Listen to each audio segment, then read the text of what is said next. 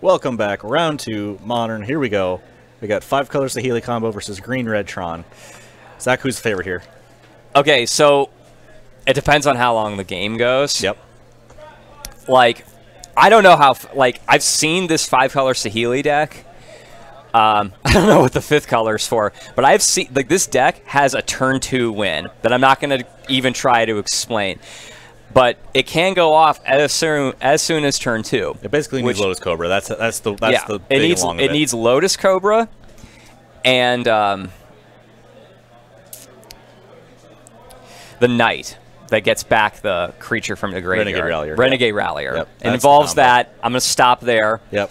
Maybe we'll see it. Maybe we won't. Yeah. There's plenty of videos online. You can find it for yourself. So he can win as soon as turn 2. However, and like, there's not going to be a lot that the red-green player can say about it. Mm-hmm. However, like, once Tron gets rolling, it has that inevitability, it has that disruption, and with the red-green, I know he's playing like main deck like Fire Spout, which is going to be big game here. So with this build of Tron, if he can get to like 3-mana red source sweeper, like, the game's his. Like, I don't know how you recover from that. That aside, like, the Saheeli deck has a lot of resiliency. And provided that he's on, like, I saw Lotus Cobra. So he's got a Lotus Cobra. This deck is quick. Yep. That's the thing about having an infinite combo in your deck. You can just win out of nowhere. Yeah. Robert stumbles for 1 turn and then boom, is dead. It is a creature combo deck, and, like, Robert's deck is very good. Well, he's got the turn 2 Lotus Cobra. Things are looking good for our hero. Like, Robert's deck is very good at, like, dealing with, like, a lot of creatures at once. Yep. O-Stone, Ugin. But we might not get to that point. Like... Both players starting out with exactly what they need. Yep. Robert will have turn 3 Tron. Let's see if we can get something to go with that. Let's see what his payoff is. Thanks for the follow. Thanks, guys. We appreciate it. Connor cast Ponder and then Lotus Cobra. I say Ponder because I don't know if you've read Oath of Nissa, but that card is very similar to a card that's banned in power level to a card that is banned in Modern. Yep. That's the thing about these cantrips. They would be completely fine in Modern if it wasn't for Storm. Storm is the gatekeeper keeping them down. Well, we do have the 2 best cantrips in the format are not blue. Yeah. They're Ancient Stirrings. Let me guess the other one. Let me guess. Faithless Looting. Yes. Faithless Looting. It's interesting if we end up seeing an Ancient Stirrings ban. Here we go. He's got the turn 2 Lotus Cobra. He's got the fetch land. Let's see if he can do it. I think the Tron deck will start playing Oath of Nissa. I can see that. It hits the things that you care about. It just doesn't dig as deep. Yeah. I'd be interested to see what they replace it with. But let's see what the follow-up to this Lotus Cobra is. Okay. There we go. That's very important. Trigger. Okay. So check this out. He's gotten back a land, and he still has 2 mana open. He's going to 3 plus the land itself. That's 4 mana right here. And he's only tapped 1 permanent. This deck does a lot of damage, has to do a lot of damage to itself because it needs all of these colors on the same turn. It has to fetch shock like a lot on the same turn. But I wouldn't be surprised if Connor has the game here. So he has the Saheeli, and what he's going to do is he's going to play the Saheeli, and then he's going to copy. It copies the Renegade Rallier. Trigger. Get another. He's going to get another land. He's got the evolution. He's got the and land. He has the evolution. So he evolutions, sacking either the Lotus Cobra or the Renegade Rallier. The copy Rallier. Because he has a token of Rallier. Yeah, right he sacks the copy of the Rallier to get Felidar Guardian, and then he has the combo. So that was a turn 3 win on the play from Connor. Robert's going to go through the motions, which is great for the camera. Targets Saheeli. Infinite Cats, and boom, there it is. So in case you're not familiar with this combo, the Felidar Guardian will come in, and it'll bounce the Saheeli, which resets the Saheeli to having 3 counters on it, and it's a new Planeswalker. You can activate it again, copying the cat, and then the copy of the cat, how the deck got the name Copycat, will blink the Saheeli again, and you rinse and repeat, and kill them with however many 1/4s you want to make. This was in Standard. Yep, it was Standard Splinter Twin, as they called it. Yeah. So what Connor has done is adapted that deck to Modern, which is really interesting. A lot of these cards are Standard cards still. Yeah. But the important pickup for this deck, what really ties it all together, is the Lotus Cobra. What I really like about the Felidar Guardian is it is a combo piece, but it's also a very good value piece. He's got Muldrifters, Renegade Ralliers. He can blink his Oath of Nisses, Resto Angel for extra value. He's got a lot of things he can do with the He can blink a land. He can blink a land. You can go off with just the Felidar Guardian and Saheeli on turn 6. You blink the land, and that gives you your 7th mana. I suppose. And they are playing Mana Dorks for this reason. Right, exactly. So Sooner plus Mana Dorks. But in Standard, it was like, well, it was something that you could cast both on your with 6 mana. Yep.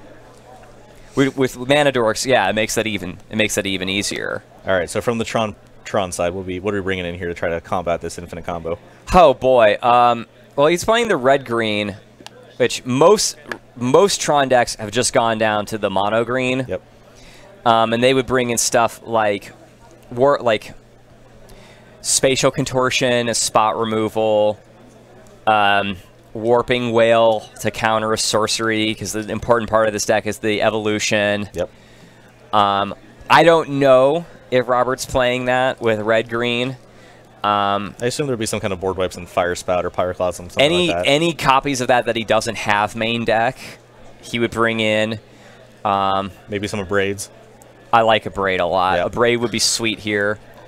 Very flexible card. If you're not playing Kolaghan's Command, play Braid.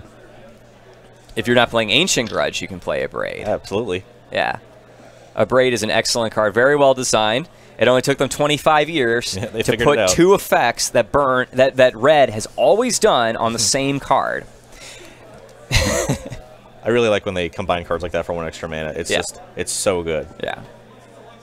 I wish that it did damage to a player instead of the creature, or destroy an artifact, because then you could main deck it. Better Lightning Strike. Yeah, like, you know, but that's just me. Yeah. As it is, it's a much better card. Like it's a good control card, not a good aggro card. All right, so what we got here? I love it. I love it. He's got Sacred Foundry in his Birds of Paradise deck. Great. So he's got Land Oath, Bird, Sacred Foundry. That seems fine to me. Yep. There you Perfect. Go. See, this is why there are cards like Pithing Needle, and why cards like Pithing Needle are important to have in Standard. The combo, as much as people complained about it, they were fine with it. There just wasn't an answer. Yeah. And as long as there's an answer, there's something you can do, people are okay with powerful cards. And I think that they're starting to see that. Yeah. They're putting more answers. We're seeing an uptick in the power level.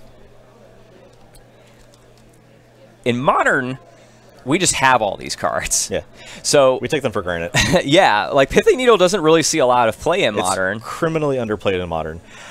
There are a lot of things to name, and often a lot of different things to name in the same deck. Like if you bring in Pithing Needle against Affinity, like last round, Jesse brings in Pithing Needle against Archbound Ravager, Steel Overseer. That's a lot of different Cranial Plating. Yeah. The main lane that's going to kill you with Infect Poison. There's a lot of different things to name. So which one do you name? The one that's on board? Yes. Or the one that's on board, the one's going to kill you. If I only lose to Cranial Plating, I would name Cranial Plating. Well, there you go. Yeah. Okay, there we go. Nice little tempo play. I've seen Scape Shift lists incorporating.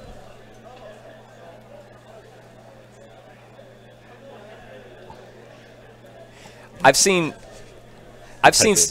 I've seen Scape Shift lists incorporate the Renegade Rallier, like going Bloodbraid Elf into Renegade Rallier, or sack Steve, play Renegade Rallier, get back Steve. Yeah. Get back a land, like a fetch land. It's like a ramp spell in the way that those lists are playing Bloodbraid Elf, because Bloodbraid Elf will cascade into a ramp spell, and it gives you a blocker, which buys you time. In that same vein, Renegade Rallier, I mean, could you imagine, like, sack Steve, get a land, play Bloodbraid Elf into Renegade Rallier, get back Steve. And so we're seeing, it's really interesting, we're seeing Renegade Rallier cards like this be used in I would say that's a non-traditional way. It's not like when you look at the card, you think, oh, okay, I'm going to get back a creature that died this turn. You're not thinking, well, I can get back a land. Yeah. And now I'm ahead. Yeah. Our streamer does bring up a good point. Infernal Reckoning is very interesting. That's the Swords of Plowshares for a colorless creature in black. If you had 30 cards in your sideboard, you would play this. I feel like if I had 20, I would find room for two. Two. Two. My question is, where was this card during Eldrazi Winter? Absolutely. Like, they bring in all these huge Eldrazi creatures, and they give us no tools to combat them, and ends up having the deck get banned. It was going to get banned anyways, but at least let us have fun with it. Yeah. Yeah. Like, if the whole point was for us to figure out how to beat the Eldrazi, give us the tools to do it.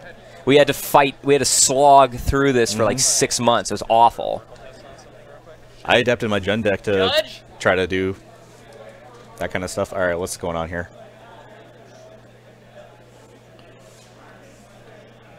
Ooh, Spellskite. Leslie can redirect. What is the text on Saheeli? Can Robert redirect Saheeli's effect to Spellskite? Not if he has Pithing Needle naming Saheeli. Right, he already has that. Target artifact or you control. Okay. So no. I don't know then. It's a blocker. I don't know what the intention here was. And that's the thing. Ceremonious Rejection is a very good card in the blue decks. We think of like the black-green X decks, Jund, Abzan, black-green Rock. They don't get the opportunity to play Ceremonious Rejection. It's super narrow. It is. It is. But it's very good at what it does. It is. And that's what I'm surprised that it gains you the life. I knew they were going to, like, I saw that card, like they were always going to make like here's an answer for like these big dumb colorless creatures. There's a 1-mana answer, just something efficient. To make sure people played it, they made it even better, and it's still like marginal. Yeah, and Sorcerer's Spyglass is a great addition to Pithing Needle. I like that they brought that into the format. They get to play their own version of Pithing Needle now. A little slow, but it's better for the new players because they might not know what to name it necessarily. But it came too late. Right. Decks like Tron, decks like Eldrazi Tron, these big mana decks, they play Sorcerer's Spyglass because they don't care. And they need to see what they have no other way of looking at their opponent's hand. They don't always know. I know the Eldrazi Tron list for playing Sorcerer's Spyglass. Pithing Needle's more efficient. It rewards knowledge. Yeah, if you've been playing the format forever, you know what to name. So this is a resto for value here. And he's got the Los Cobra in play, so that'll generate a little bit more. See what he can do with it. Yeah. So he's going to get the fetch land back. Generate 2 mana from generate a mana from playing it, the fetch, and the land itself. And the land itself, which is 3. That's the power of Lotus Cobra in this deck.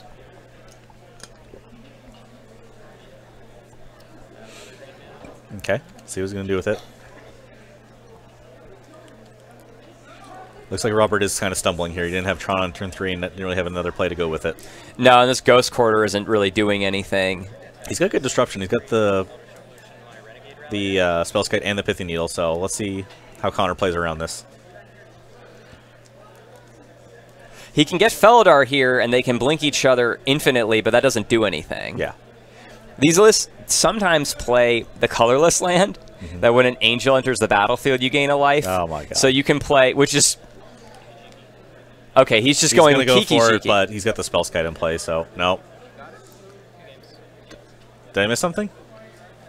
You could bring up the text for Kiki Jiki. Yeah, but like, does Kiki Jiki might say creature you control. You can target creature, a target creature you control. Okay, yep, fair. Yeah, because most of them say you can have the clause you control. Yep. So, in spite of the this is a 5-color Saheeli deck, but we saw, which was cool. We saw that game 1, and game 2 he won with the classic Kiki Jiki Restoration Angel. I am still unsure what the black is for. I don't see a single card in here. Did you see one?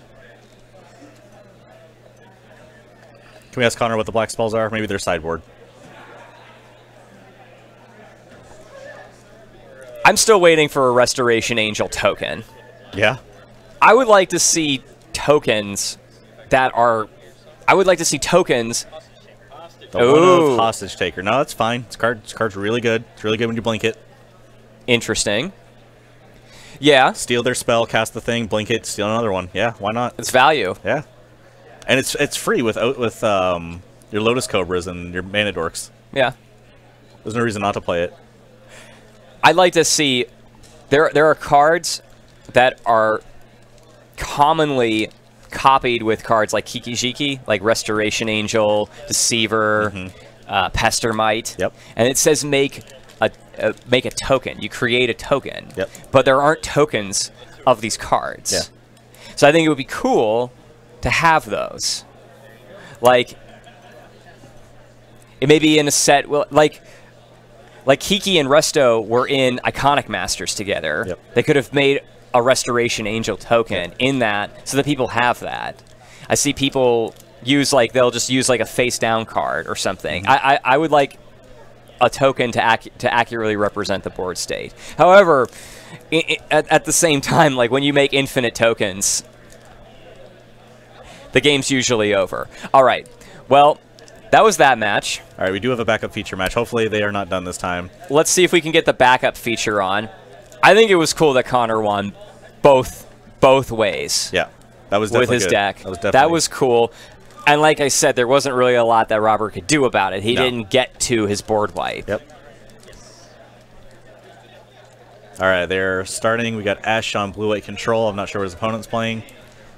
Jeff Angel, local player, fan favorite. The last time I saw him playing, he was playing the black-white Chad's deck. Have you heard about that? Yeah, Gideon's. Yes. You got Lad Chad, that's the 3-mana one. You got Rad Chad, that's the 4-mana one. And then you got Dad Chad, that's the 5-mana one. Yeah. Gideon Tron. Yeah. Cheerios. All right.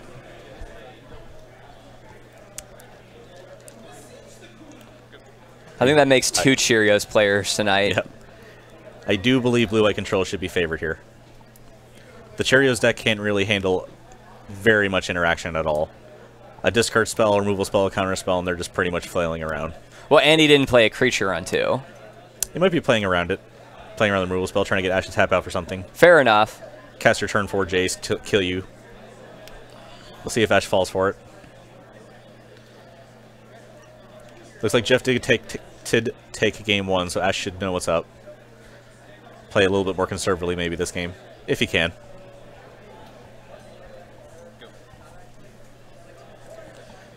So Zach, what do you think about all these breakfast cereal names from back in the day? What, Cheerios? Cheerios, Fruit Loops, Fruity Pebbles, all of them. I mean, I think those were... those were all decks at the same time. Yeah.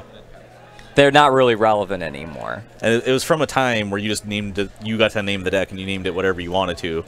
And now people are just naming that like Grixis Shadow. Things that are very easy to identify. Yeah, the color pairing, and then the unique card. The unique card. The card that this archetype plays this card. Yeah. This deck plays this card. I don't know, whatever. Cheerios, all your cards cost 0. Yep, that's the 0. Yeah. It's not much of a stretch. It makes more sense than Fruity Pebbles did. What was Fruity Pebbles? All the colors, or no? I do not remember. Go ahead and Google that for us, stream guy. See what it is. All right, search for Scana. Yeah, Ponza. Ponza was named after Was it a guy's favorite like Italian place? Like he was eating like a Ponza sandwich, and he was okay. like, Fruity Pebbles. There we go. All right, what's going on here? Grinding station, blasting station. That's the combo. Sure. But what does this have to do with Pebbles? Why is it fruity? No one will know. Ponza's just a different flavor of red deck.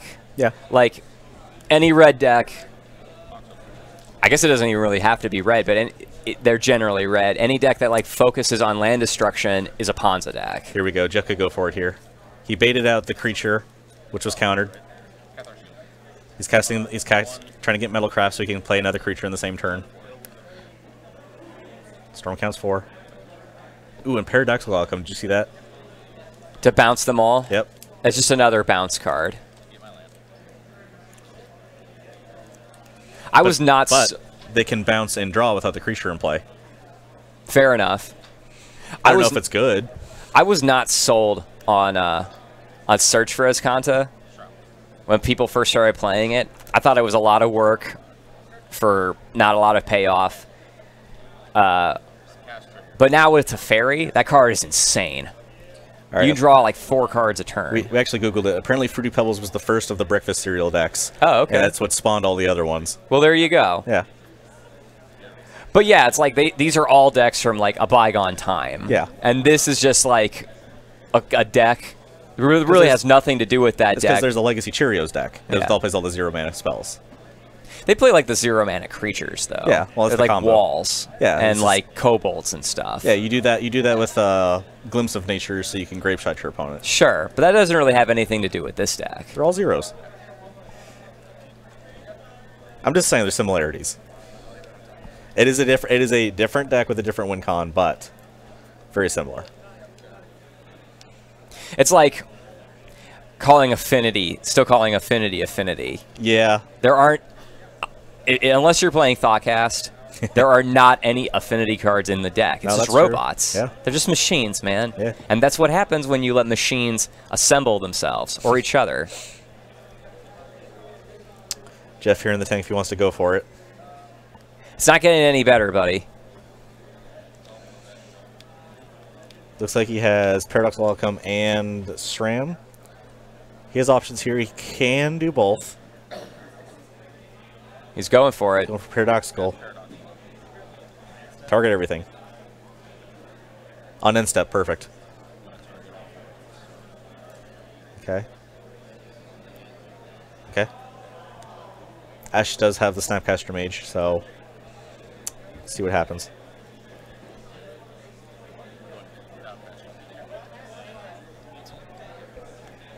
Yep, there it is, vintage staple, Paradoxical Outcome. Finally seeing modern play. What do you think? Is it good? What, this deck? No, the Paradoxical Outcome. It's fine. Yeah. It's an instant. That makes sense with the deck. Yeah. It does like what is it? What's the 1-mana one? Retract. Retract. Yeah. There's Retract. Yep. There's Hercule's Recall on yourself. Yeah. It's another one of those. You want to bounce all of your things and draw cards, so you can draw more cards again. That requires you to also have the creature in play to combo with. This just doesn't. This just lets you draw the cards. It's fine. I think it's fine because it's an instant. Yeah. There's no way that you play this if it's a sorcery. Yeah. The other ones can be sorceries.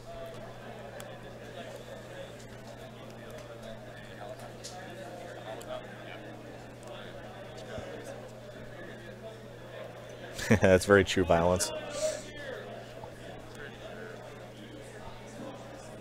It's interesting how many cards from Kaladesh and Aether Revolt just went straight into vintage decks. Yeah. Or even cards from like Magic Origins. Yeah. Like there's the 3-drop that makes your artifacts cost 1 less. Yeah, the artifact creature. Mm-hmm. Yep. It's like a 3/2. Yeah. That's one of the most played cards in vintage because of shops. All right, so Ash is going to path with the trigger on the stack. Okay.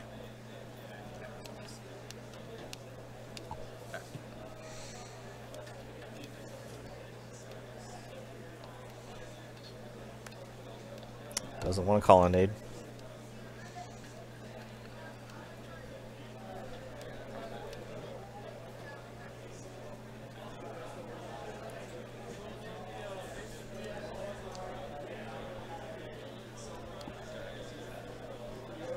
Ash has all the time in the world here.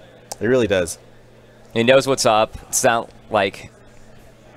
Search for Scan's getting ready to flip soon, so the more time Jeff gives him, the more spells Ash gets to draw off of the search.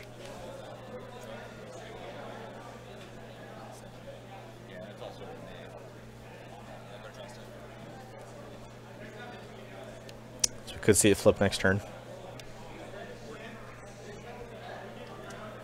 Yeah, I mean, it flips into a land. You want to be hitting your land drops. It draws you cards. It is everything you want to be doing when you're playing these types of decks. Yep. And if you have to ferry out, you can draw 4 cards a turn. You seen that? Oh, yeah. It's insane. That is ridiculous. I would love to see that this game.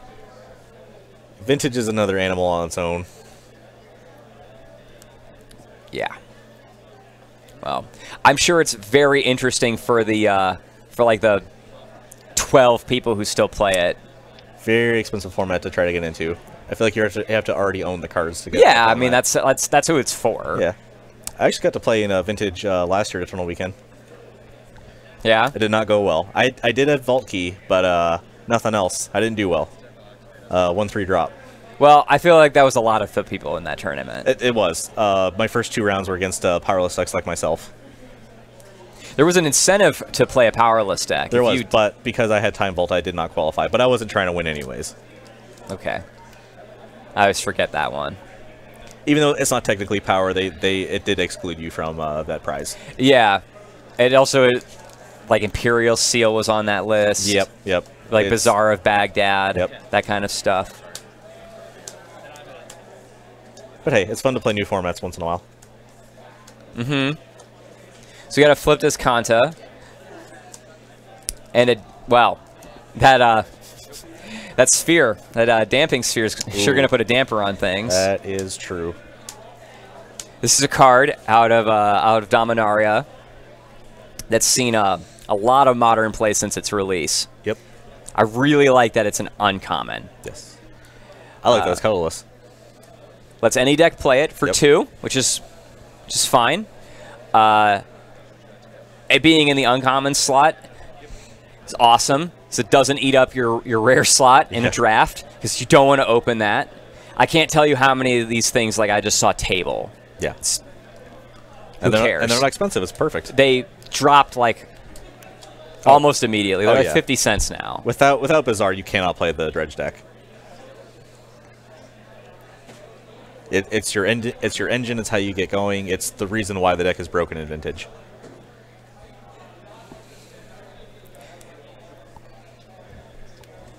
When I saw Damping Sphere for the first time, I was like, great, they're going to start making these hate cards at the uncommon. Then Core came out. Yep. They're all rares again. Yep. What can you do? They get some things right and then they don't learn. To be fair, there are a lot of uncommons in Dominaria that feel like rares. Like, all of the legendary creatures would probably be rares in any other set. Yep. So there was a lot of, like, fighting over that design space. Yeah. I like how he puts the Stony Silence on top of the sphere. It's like, hey, just so you know. I can't tap his Dapping Sphere either. All right, he's got Shrineman Outcome. He's getting pretty close to having to go for it, even with Ash having almost a full grip here. Mm-hmm. And you got to imagine, like, half of those are counter spells, and the other half are removal. Oh, they have to be.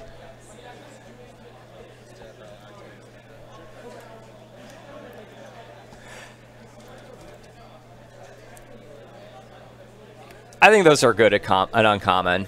Yeah. We've seen Protection Knights at uncommon before. Yeah. You just make them 2/1s.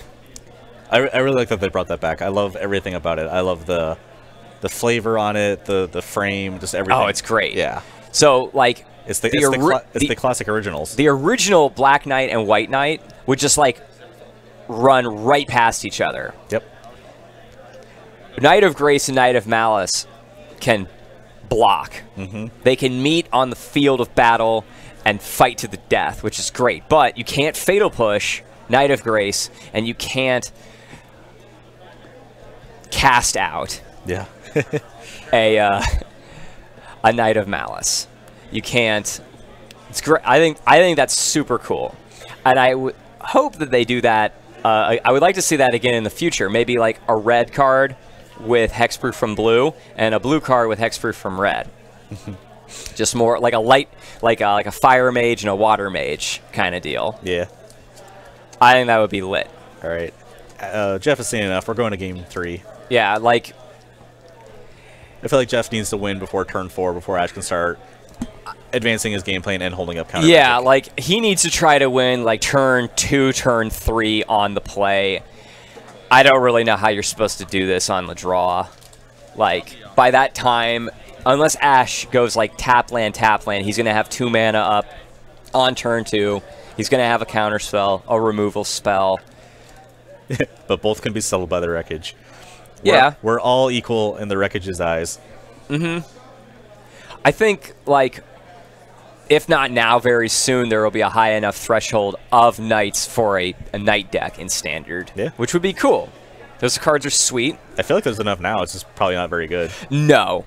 We're all waiting for a rotation. Yeah. All the cards that everyone hates will be gone. And we can start seeing cool cards. We can start seeing, like, cool new cards. It's unfortunate that, like, Kaladesh and Aether Revolt, even some of the stuff from Amonkhet are just so good that it's not letting these new sets shine the way that maybe they were intended to. Great Beer, thanks for the follow, man. We appreciate it. I didn't forget you. All right, going to game 3. Jeff is on the play. Let's see what he can do.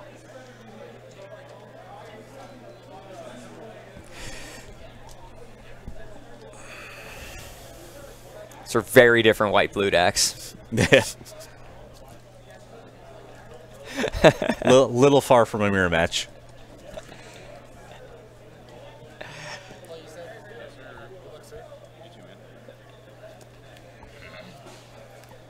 This is a good argument for the all-white decks play Stoneforge Mystic argument. Yeah. I don't think Cheers would play it. Maybe out of the board. That would be very interesting. That makes sense, actually. Like, I'm pretty sure they play, like, Monastery Mentor. I've seen Monastery Mentor in the board. Yep, I've seen that too. It's not bad. Blue-white control, that would be a very easy sideboard package, if not main deck. Like, that just becomes the deck. That's what everyone's afraid of. Like, they're going to unban Jace, and then they're going to end Stormforge Mystic, and it's just Cawblade. Yeah, bring it back.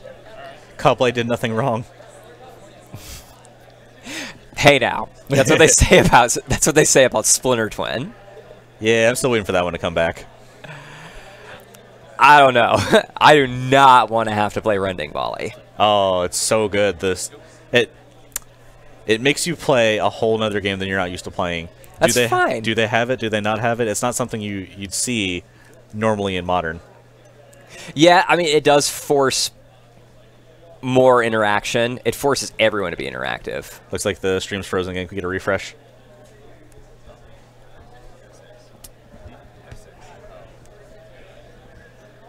Okay, well. Oh, here we go. Tapped out for Stony. Let's see if he gets punished. No. Nope. That's unfortunate.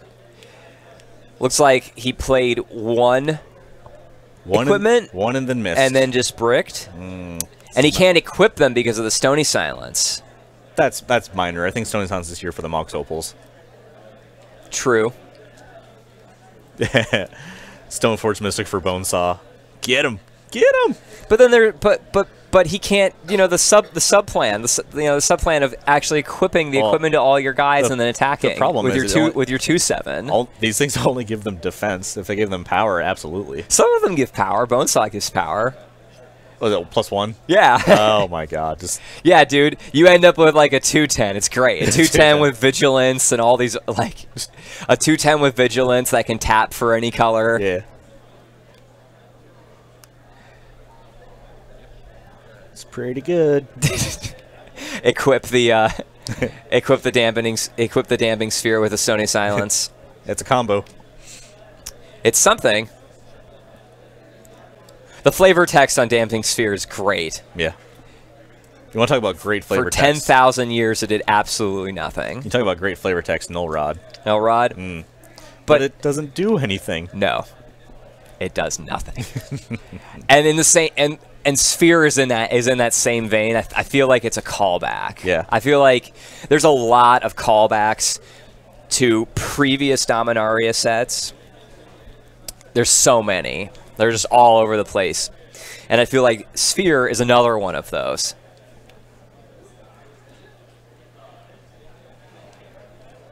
Jeff is getting his beat on. Do you think Ash left in Wrath of God? No. Yeah, I don't think I'd leave it in. No, like, Jeff is only going to have, like, one creature at a time. Maybe if he brought in Mentor and, like, Ash saw that game too and it was a problem, then you bring it in because you don't want that to get out of hand. But, like, I don't think that this is the matchup for that. Yeah. Because how often are you going to get, like, the Mentor to resolve? Yeah. Or how often are you going to untap with it? Yep. I don't know what you do here.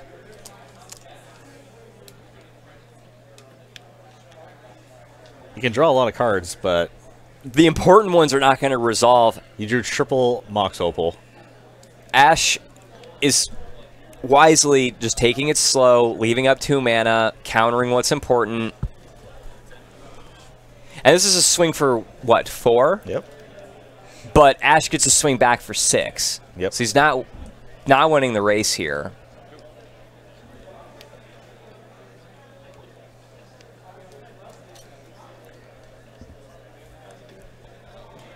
Colonnade, speeding up the clock. Well, there you go.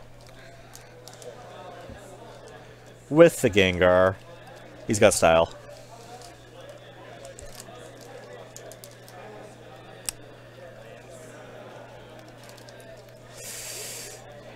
I feel like you can let this go. What's he going to do? Just replay the shield? Yeah. That's loose. No. I think if he's casting a Retract, he's probably desperate. It's just 1 card, though. It is, but... Well, it's 2, because he gets 1 from the Paladin and then 1 from the SRAM. Yeah, okay. No, that's fair. He gets 2 cards. Okay. But that's so clearly... Ash is trading 1 card for 2. For 2. Okay. And it's clearly a desperation play if he's trying to pick up 1 artifact and not a whole bunch of them. Yeah, like Jeff needed that. Like he needed like more than 1 equipment, like the turn the shields were down. Yep. So that at least one of the 2 hit another one and he could keep going. Looks like Ash might not have anything here. I can't see what is in his hand, but... Now, sometimes these decks just draw lands. Like, he could have another Geist. He could have Snapcast. Like, yep. If it was Snapcaster Mage, like, that just hits the Dispel here. Yep. Now let's see what Jeff can do with this.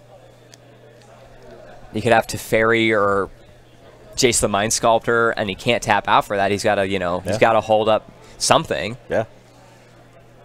So this might just be the window that Jeff needs. Let's see what he can do with it. Raven, thanks for the follow, man. We appreciate it. Okay. It's another Spider Silk Net. Jeff has a ton of zeros to go off. The problem is he doesn't have a red man. Oh, that might if he has a Sacred Foundry in his deck, he can. Oh, he's sure. He's sure. I'm sure he does. And Ash doesn't have Ghost Quarter or Field of Ruin up right now. Yep. Well, Jeff can float Red in response, but that's a whole other thing. Let's see what Jeff does. If he just bricks off and dies, then Ash should be able to take the game over with Geist and Colonnade. Oh, that sucks, Medieval. I know Zach loves M19. I like this set quite a bit. Well, yeah, like our drafts just have been rapid firing. They're probably on like draft 10 here. Oh, at least. Unfortunately, like some stores, some things are more popular than others. another store I go to, like in the area, I know at their FNM, they'll get like, they'll offer standard, modern, and draft, and they'll get like 2 or 3 people to sign up for each. And it's like, guys, if you all like pick one, we can do that one. So yeah. I understand. I like core sets. I really like this core set. They're great ways to get in the game. And this core set is very well designed in that, like, the focus was on the commons and uncommons, which is both good for draft and new players. Mm-hmm. The bulk of any limited deck you're going to play is going to be mostly commons and then uncommons. Maybe you get to play a rare. Yeah. And with most of the cards that you want to play being at those rarities, yeah, it makes for a great draft environment. The rares and mythics in the set are designed for enfranchised, like, constructed players. Yeah. Which is why you see cards like Alpine Moon and that amulet that's for that amulet that's for Storm, like Storm Hate. That randomly hits tokens. That randomly hits. That just seems tacked on to me. That card is lame. I think Affinity will play it as a one-of. I don't like it as a design, but the set is full of those cards. It has a lot of modern playables. It's interesting. The Core 19 is the set that we're going into the next Pro Tour, yep. And that being a team constructed, we're going to see standard, modern, and legacy. So, like, some of the rare and mythic cards are for those formats so that they can see play on camera at that Pro Tour. And with the mythics and rares being designed for enfranchised players, it just goes with that. Sometimes in a draft, you'll open like some bomb mythic and you're like, oh man, I have to take this, even though you're not in those colors. But now you open like Escape Shift, and unless you want a rare draft, or you open like an Infernal Reckoning, it's like, well, great, now I get to take the card that I actually want. And Janus makes a good point. The amulet is, in fact, Alpha versus Storm. It doesn't do anything. It makes them have to find their answer first, but the Storm deck is drawing a million cards. They'll get Gifts Ungiven. They've got Past in Flames. They're gonna get it. They want you to tap out for something like that. You're not applying pressure, and it's not really that much of disruption. Yeah. You want to play like Sphere. They have to answer that before they can do like anything else. Yes. Thalia is both disruption and pressure. Yeah. Dampening Sphere is the card you want against Storm. The amulet is not. And we're getting down to the wire here, 5 versus 6.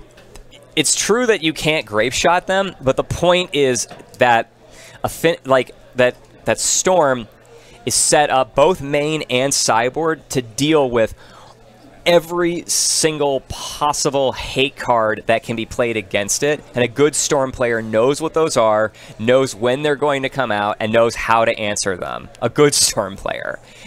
And so they want you to play those cards. It just gives them more time. You're not killing them. You're not ending the game. Mm-hmm. You're disrupting them in a way that they can answer and then win. So, you have the clipboard, Zach? I do have the clipboard.